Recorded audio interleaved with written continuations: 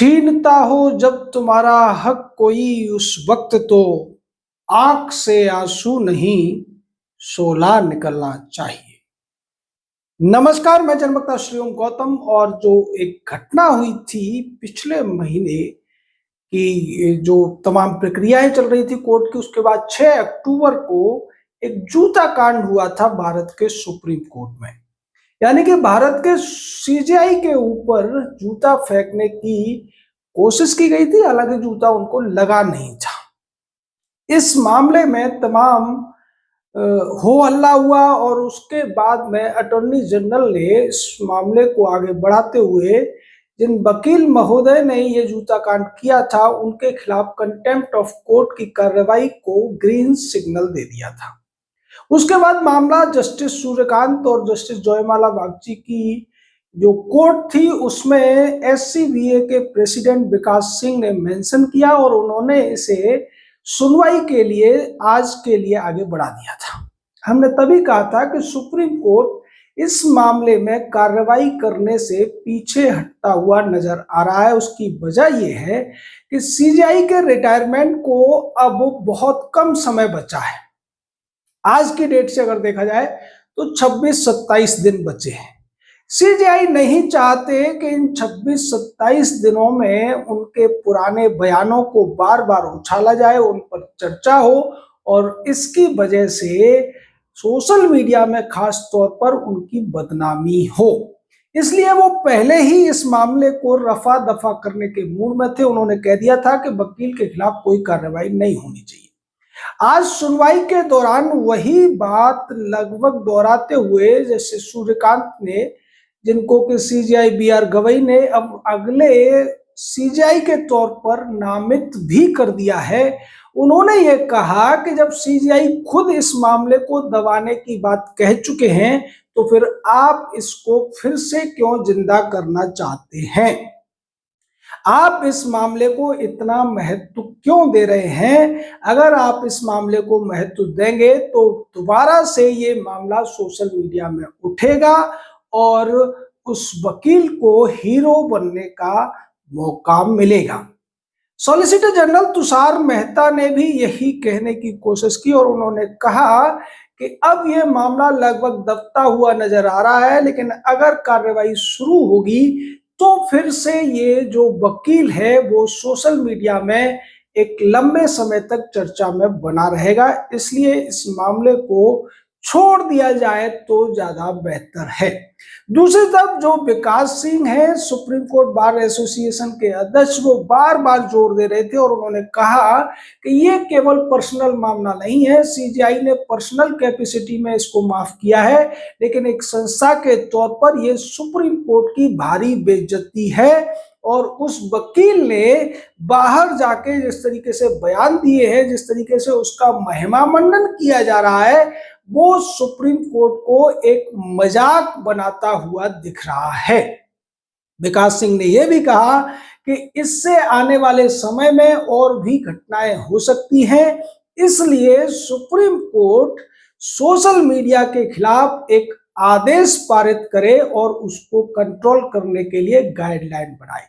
इस पर जस्टिस सूर्यकांत ने कहा कि हम गाइडलाइंस तो बना सकते हैं, उसके लिए अगले हफ्ते इस पर सुनवाई करेंगे, लेकिन इस मामले को हम खारिज कर रहे हैं और इस मामले की सुनवाई हम नहीं करेंगे। दूसरे जो जज थे जस्टिस जयमाला बागची, उन्होंने कहा कि जब एक बेंच या एक जज जिसके सामने ये घटना हुई है वो उसको खारिज कर चुके हैं तो फिर दूसरी बेंच या फिर अटॉर्नी जनरल कैसे उस मामले को आगे बढ़ा सकते हैं। इसलिए ये मामला बनता ही नहीं है। इसको लेकर एक और व्यक्ति ने ऐसी ही याचिका डाली हुई थी, उसको भी खारिज कर दिया गया और उसको अनमेंटेनेबल कह दिया गया। यानी ये जो पूरा मामला है, लोगों को उम्मीद लग रही थी कि अगर ये मामला चलता है तो राकेश किशोर को अपनी बात रखने का मौका सुप्रीम कोर्ट में मिलेगा। जो उन्होंने एएनआई को इंटरव्यू देते हुए कहा था वही बात कहने की कोशिश वो सुप्रीम कोर्ट में करते हुए नजर आएंगे। यही डर है सीजेआई का और आने वाले सीजीआई का। वो नहीं चाहते कि जो मुद्दे राकेश किशोर ने उस घटना के बाद अपने इंटरव्यू में उठाए थे, चाहे कॉलेजियम का मुद्दा हो, चाहे जो दूसरे सेना को लेकर जो सुप्रीम कोर्ट के बयानबाजी होती है वो मुद्दे हो, नुपुर शर्मा का मुद्दा हो, या भाई भतीजावाद का मुद्दा हो, या फिर सीजीआई की जो टिप्पणी उन्होंने भगवान विष्णु पर की थी, ये सारे मामले अगर इस मामले की सुनवाई होती तो वकील राकेश किशोर के द्वारा उठाए जा सकते थे, जिसकी पूरी संभावना इस बेंच को भी नजर आ रही थी और सीजीआई बी.आर. गवई को भी नजर आ रही थी। हालांकि सीजीआई बी.आर. गवई हो या जस्टिस सूर्यकांत हो, उन्होंने अभी पिछले दिनों जिस तरीके से विदेश में जाकर फिर से भाषण दिए, उससे ऐसा लगा कि उन पर बहुत ज्यादा असर तो नहीं पड़ा है, लेकिन कहीं ना कहीं अब वो जनता की जो प्रतिक्रिया खुलकर सामने आ रही है उससे डरते हुए नजर आ रहे हैं।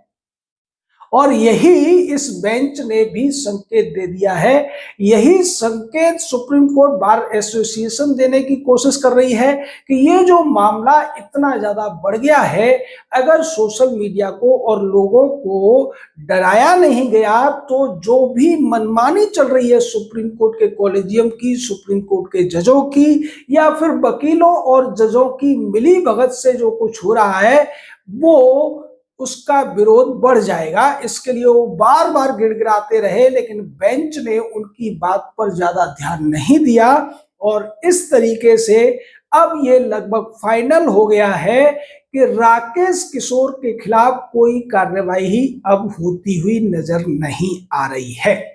इसमें जस्टिस सूर्यकांत ने यह भी कहा कि जो जूता फेंकने की घटना थी उसको सीजीआई ने माफ कर दिया है, लेकिन राकेश किशोर ने बाद में जो कुछ कहा है या जो बाद में जो कुछ करेंगे वो घटना अलग केस बनता है, यानी कि उन्होंने एक रास्ता देने की भी कोशिश की है।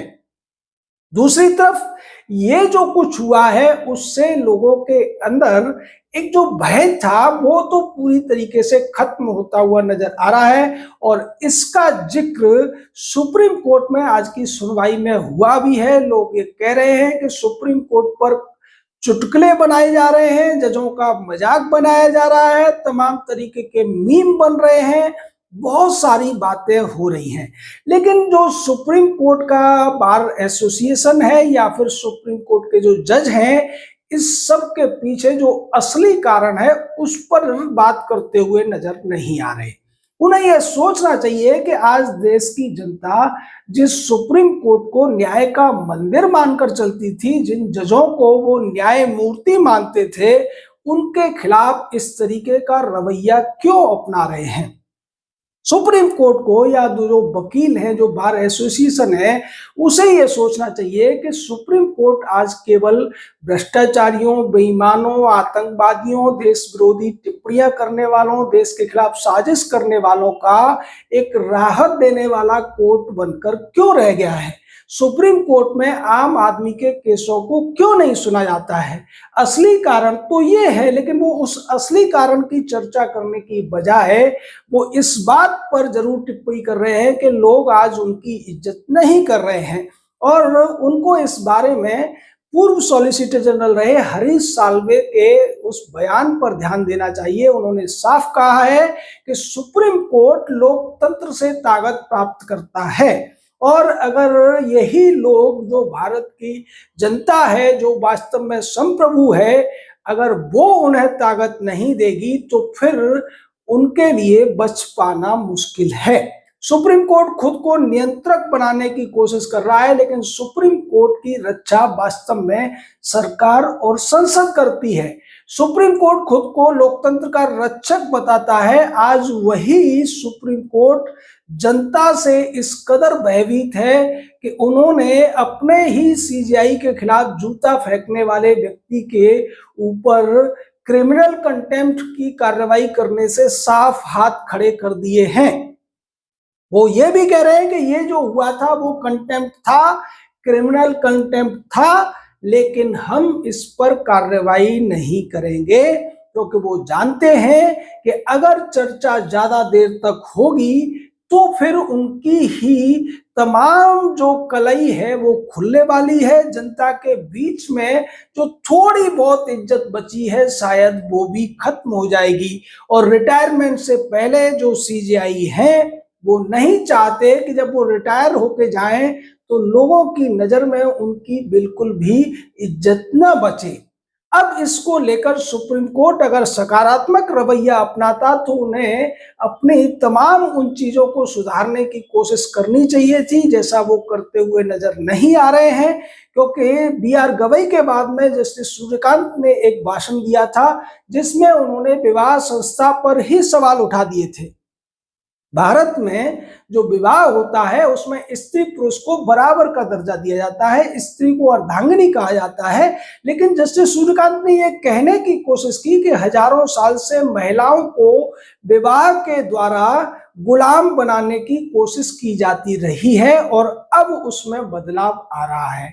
क्या जस्टिस सूर्यकांत भारत को भी विदेशों की तरह से अस्थायी विवाह की एक परिभाषा से जोड़ देना चाहते हैं? महिलाओं को या पुरुषों को स्वतंत्रता की छूट दे देना चाहते हैं जैसा विदेशों में होता है? वहां बच्चों को पालने की जिम्मेदारी माता पिता पर नहीं होती। माता पिता के लिए ये जरूरी भी नहीं है कि वो माता पिता बनने के लिए शादी करें। क्या इस तरीके की जो विदेशी मानसिकता है उसको भारत में थोपने की कोशिश करते हुए नजर आ रहे हैं? यानी ये लोग अपनी गलतियों से सबक लेने की बजाय उस तरीके की गलतियों को करते हुए बार बार करते हुए नजर आ रहे हैं, जिसकी वजह से जनता में इनके खिलाफ रोष है। और उसी रोष का परिणाम था जो कुछ सुप्रीम कोर्ट में हुआ था। और अब इस मामले में सुप्रीम कोर्ट के सरेंडर से ऐसा लगता है कि सुप्रीम कोर्ट या उसके जजों में डर तो है लेकिन फिर भी वो सुधरने को तैयार नहीं है। मामला आज अगले हफ्ते के लिए टाल दिया गया है, लेकिन राकेश किशोर को पूरी तरीके से राहत मिल गई है। उनके खिलाफ किसी भी तरीके की कंटेम्प्ट ऑफ कोर्ट की कार्रवाई नहीं होगी, ये निर्णय हो चुका है। आपका इस पूरे मामले पर क्या कहना, अपनी राय दीजिए। शब्दों की मर्यादा बनाए रखिए। जय हिंद, जय भारत।